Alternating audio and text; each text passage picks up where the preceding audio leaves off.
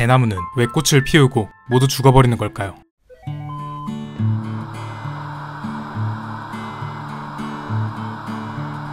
여러분들은 햇살 좋은 봄날 꽃을 배경으로 사진 한 번씩 찍어본 경험이 있으실 겁니다. 꽃은 정말 예쁩니다. 너무나도 아름답죠. 하지만 대나무 꽃은 정말 이상하게 생겼습니다. 이게 대나무 꽃인데 좀 희한하게 생겼죠. 대나무 꽃은 예쁘지도 화려하지도 않지만 정말 신비로운 비밀을 간직하고 있습니다. 대나무 꽃이 60년에서 120년에 단 한 번만 핀다는 그런 비밀을 말이죠. 더 놀라운 것은 이렇게 대나무가 한 번 꽃을 피우게 되면 일대의 거의 모든 대나무가 같이 꽃을 피우고 죽어버린다는 사실입니다. 그래서 이런 현상을 대나무류 개화병이라고 합니다. 조선의 문신 윤선도는 1642년 그의 시조 오우가에서 대나무를 가리켜 나무도 아닌 것이 풀도 아닌 것이라고 했습니다. 뭐 그렇습니다. 이때는 대나무가 나무인지 풀인지 몰랐을 수 있습니다. 하지만 지금은 2020년입니다. 대나무는 나무가 아니라 벽과에 속한 풀입니다. 수많은 생물학적 증거들과 분자적 증거가 대나무가 풀이라는 사실을 입증하죠. 해서 대나무의 꽃도 마치 벽꽃과 닮았죠. 그런데 여러분, 대나무는 어째서 꽃을 피우는 데까지 120년이라는 오랜 시간이 걸리는지 궁금하지 않나요? 그리고 대나무가 꽃을 피우면 왜 주변 대나무까지 모두 죽어버리는 개화병이 발생하는 걸까요? 오늘은 대나무꽃에 관한 이야기를 해드릴까 합니다. 구독과 좋아요 눌러주세요. 지구에는 다양한 식물이 서식합니다. 쌍떡잎 식물과 외떡잎 식물이 졸려. 여러분, 성교육 시간입니다. 동물은 이렇게 암컷과 수컷이 만나 합체를 합니다. 이렇게 합체를 하면은 암컷의 난자와 수컷의 정자가 만나 귀여운 새끼가 태어나는 겁니다. 이건 여러분들 잘 아시죠? 그렇다면 여러분, 식물은 어떻게 합체할까요? 식물은 꽃을 이용해 교배를 합니다. 동물로 치면 수컷의 정자에 해당하는 수술의 꽃가루가 암컷의 난자에 해당하는 암술의 밑씨와 만나 교배를 하는 것이죠. 그러면 우리 생각에 수술은 수꽃액에서 나오고 암술은 암꽃액에서 나올 것 같죠? 꼭 그렇진 않습니다. 오히려 대부분의 꽃들이 암술과 수술을 동시에 가지고 있습니다. 이렇게 한 꽃 안에 암술과 수술을 모두 가지고 있는 것을 이 양쪽 성을 다 가진 꽃을 피운다고 해서 양성화라고 합니다. 대나무꽃이 그렇죠. 대나무는 암술과 수술을 동시에 가지고 있는 양성화를 피우는 식물입니다. 물론 수박처럼 암꽃과 수꽃이 각각 존재하는 경우도 있습니다. 이것을 하나의 성을 가진 꽃이라고 해서 단성화라고 합니다. 그럼 이렇게 암꽃과 수꽃이 따로 있는 경우 암꽃은 암컷 식물에게서만 피고 수꽃은 수컷 식물에게서만 피겠네요. 그건 또 아닙니다.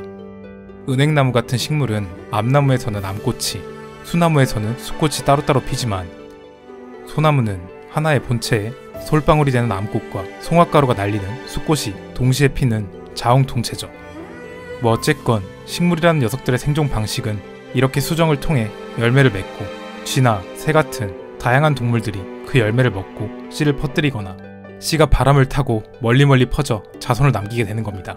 이해가 가시죠? 그런데 여러분, 식물은 꼭 꽃을 통해서만 번식하는 게 아닙니다. 여러분들 딸기 좋아하시죠? 딸기를 키울 때 이 씨를 심어서 재배한다고 생각하시는 분들 많을 겁니다. 물론 딸기 씨를 심으면 딸기가 자라긴 자랍니다. 그런데 딸기를 이런 식으로 키우는 경우는 거의 없죠. 딸기는 줄기를 땅에 묻으면 그 줄기가 다시 뿌리가 돼서 딸기나무가 자랍니다. 그 다음 이 줄기를 자르면 하나의 본체에서 두 개의 딸기나무가 생기는 것이죠. 신기하죠? 대나무가 바로 이렇습니다.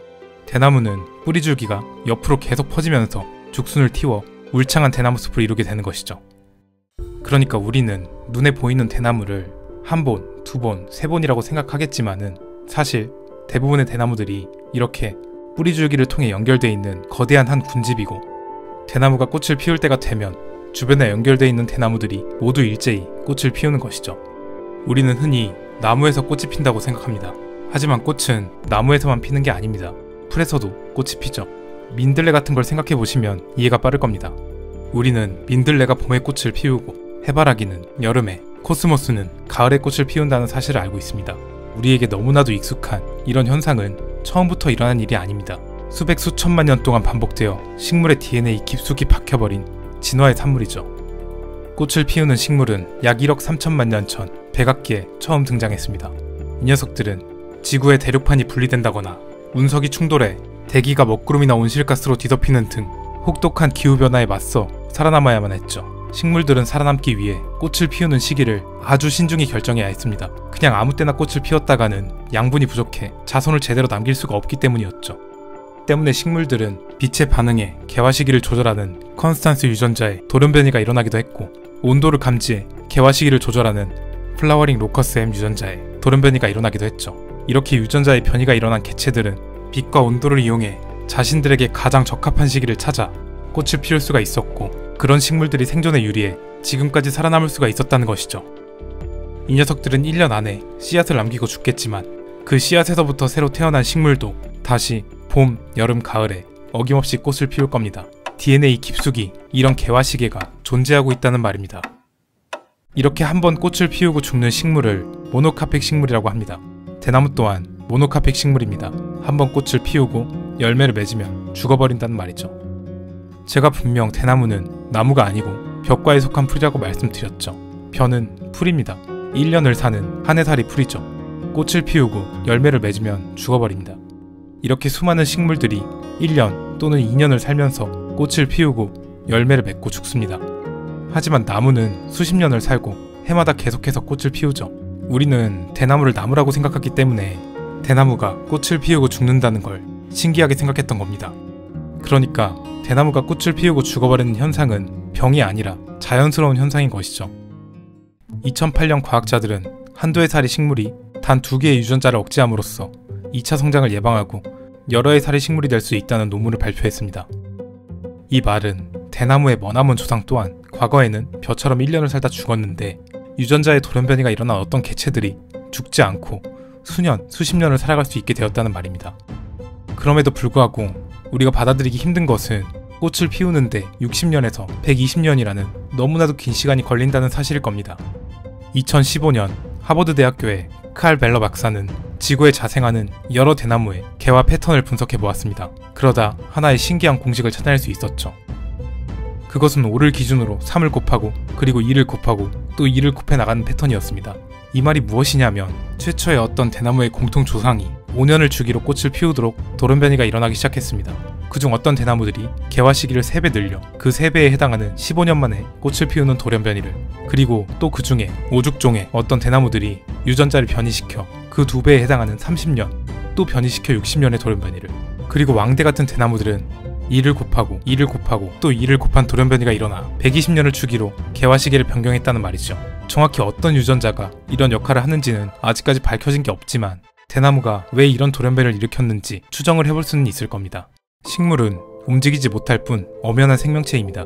환경에 적응해 살아남기 위해 어떤 방법이든 사용해야 하죠.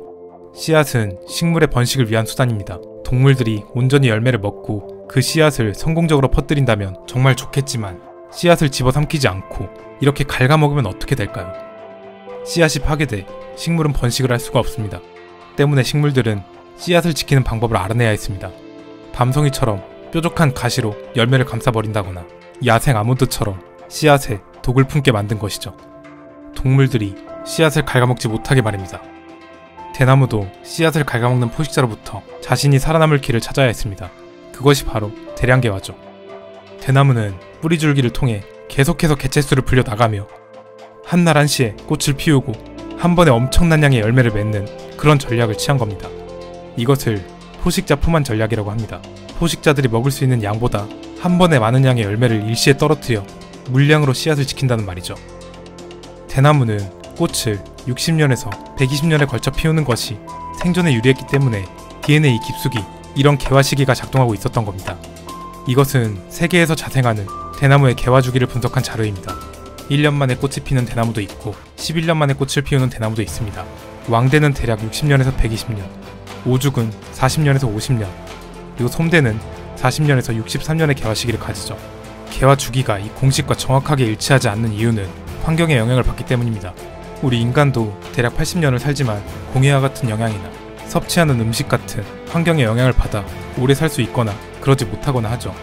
대나무 또한 땅의 양분이 부족해진다거나 일조량이 변화한다거나 하는 그런 환경 변화에 따라서 꽃을 더 일찍 피울 수도 있고 늦게 피울 수도 있다는 말입니다.